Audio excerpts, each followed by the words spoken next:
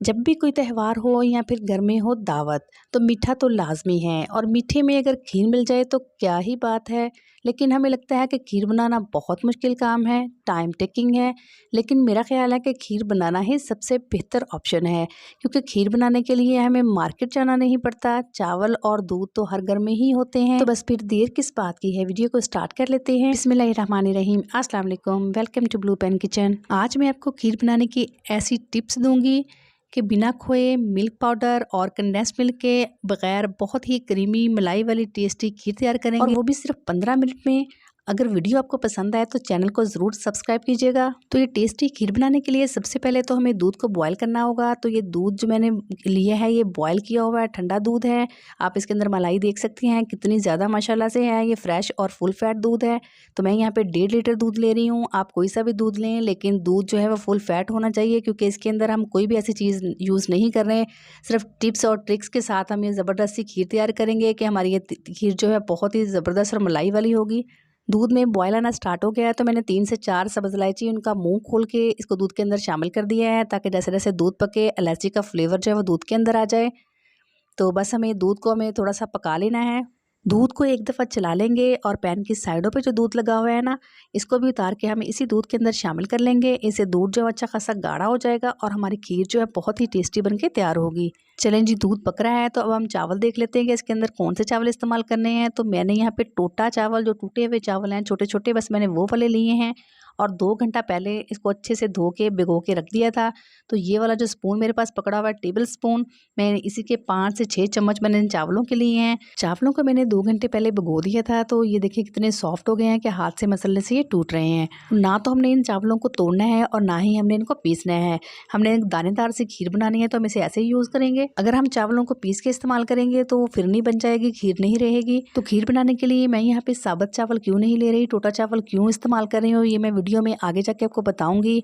फिलहाल हमने इसके अंदर चावल डाल दिए हैं सारे और इनको अच्छे से पकाना है। अब हमें यहाँ पे इस वक्त चावल डालने के बाद हमने इसको छोड़ना नहीं है, मुसलसल इसके अंदर चम्मच चलाएंगे, वरना चावलों की बड़ी बड़ी गुटलियाँ बन जाएंगी, बड़े बड़े ढेले से बन जाएंगे और फिर उनको तोड़ना बड़ा मुश्किल हो जाएगा।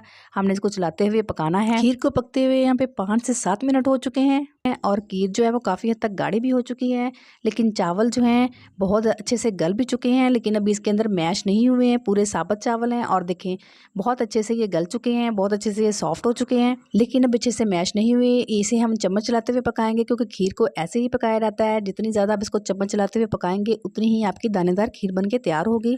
तो यहाँ पे अब हम क्या करेंगे, जब खीर जो है वो इस स्टेज पे आ जाए तो हम इसमें से 3 से 4 चम्मच जो है ना भर के वो खीर के निकाल लेंगे और इस खीर को हम ठंडा करेंगे। ठंडा करके हम इसे मिक्सी में डाल के पीस लेंगे। तो ये पहला ट्रिक है इसका। ऐसा करने से खीर जो है वो दानेदार भी रहेगी और इसके अंदर बहुत अच्छी सी थिकनेस भी आ जाएगी और क्रीमीनेस भी आ जाएगी। इसे बहुत ऐसे लगेगा जैसे हमने इसके अंदर कंडेंस मिल्क डाला हो या फिर मिल्क पाउडर डाला हो। बहुत ही अच्छा सा इसका क्रीमी सा टेक्सचर हो जाएगा और खीर जो है बहुत ही ज़बरदस्त तैयार होगी। तो यहाँ पे देख सकते हैं आप चावलों के आपको छोटे छोटे से दाने नज़र आ रहे हैं। बस इसी तरह के हमें दानेदार से खीर चाहिए, तो थोड़ा सा इसे और पका लेंगे। तो यहाँ पे अब बात कर लेते हैं कि चावल मैंने टोटे वाले क्यों लिए हैं। ऐसा नहीं है कि साबुत चावल जो है उसकी खीर नहीं बन सकती, उसकी भी खीर बन सकती है, लेकिन जो टोटा चावल है उनके अंदर स्टार्च ज़्यादा होता है, तो वो खीर के लिए बहुत बेस्ट रहते हैं और खीर को थिकनेस जो है बहुत अच्छी मिल जाती है टोटा चावल इस्तेमाल करने से, और खीर के अंदर वो गाढ़ापन आ जाता है जो हमें खीर के लिए चाहिए होता है। अगर आपके पास टोटा चावल नहीं है तो आप साबुत चावल भी यूज़ कर सकते हैं।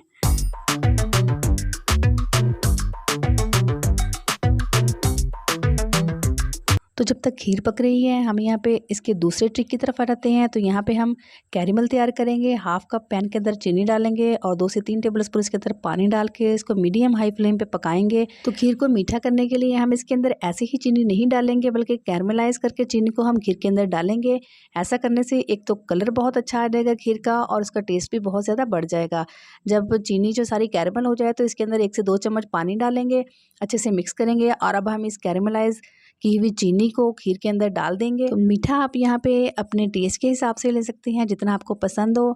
अच्छे से मिक्स कर लेंगे। तो अभी थोड़ी देर में आप देखिएगा कि खीर का जो कलर है वो कितना ज़बरदस्त हो जाएगा। ऐसा लगेगा कि खीर के अंदर बहुत सारा खोया इस्तेमाल हुआ है। तो जब तक कि खीर पक रही है फटाफट से हम एक और काम कर लेते हैं। पैन को चूल्हे पर रखेंगे और इसके अंदर डालेंगे 1 टेबल स्पून देसी घी का और इसके अंदर ड्राई नट्स डाल के इनको हल्का सा रोस्ट कर लेंगे। देसी घी में नट्स को फ्राई करने से ये होगा कि नट्स का जो टेस्ट है वो बहुत ज़्यादा अच्छा हो जाएगा और इसमें क्रंचीनेस भी आ जाएगी और खीर का टेस्ट भी बढ़ जाएगा। तो हमने इनको जलाना नहीं है, बस हल्का सा रोस्ट करना है ताकि इनमें अच्छा सा क्रंच आ जाए। तो बस हमें इतना ही फ्राई करना है। अब इन नट्स को हम खीर के अंदर डाल देंगे और जिस घी में हमने नट्स को फ्राई किया है उस घी को हम ज़ाया नहीं करेंगे, उस घी को भी हम नट्स के साथ ही खीर के अंदर डाल देंगे। इससे खीर जो है और भी मज़े की और टेस्टी हो जाएगी। मिक्स कर लेंगे अच्छे से इसको। तो यहाँ पे आप देख सकते हैं कि चावल खीर के अंदर बहुत अच्छे से घुल चुके हैं और हल्की सी दानेदार सी खीर बनी है। बस हमें ऐसी ही दानेदार खीर चाहिए।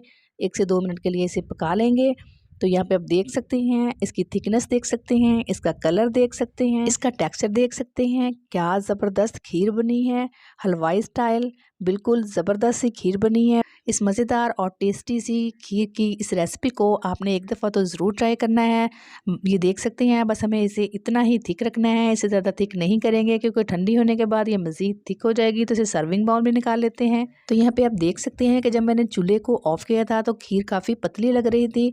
तो बस सर्विंग बाउल में निकालते ही खीर काफ़ी हद तक थिक हो चुकी है। अभी ठंडी हो गई, ये मज़ीद थिक हो जाएगी। इसलिए खीर को बहुत ज़्यादा नहीं पकाया जाता क्योंकि ज़्यादा पकाने की वजह से खीर जो है बहुत ही ज़्यादा थिक हो जाती है और फिर खाने में वो टेस्ट नहीं आ पाता जो कि खीर का असल टेक्सचर और टेस्ट होना चाहिए।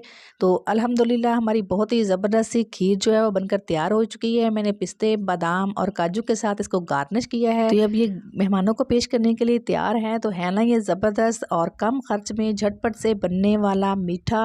अगर आपके घर में अचानक से कोई मेहमान आ जाए तो आप झट से इनको बना सकते हैं। यहाँ पे आपने कोई दावत रखी हो या कोई भी गैदरिंग हो तो आप इसमें ये जल्दी से बना के इनको सर्व कर सकते हैं। आप यकीन करें कम खर्च में भी आपके मेहमान खुश हो जाएंगे। आपको रेसिपी कैसी लगी आपने कमेंट करके ज़रूर बताना है। अगर आपको पसंद नहीं आई तो आप डिसलाइक भी कर सकते हैं। अगर आपको वीडियो अच्छी लगी तो सब्सक्राइब कीजिएगा। अपना रखिएगा बहुत सारा ख्याल। अल्लाह हाफिज़।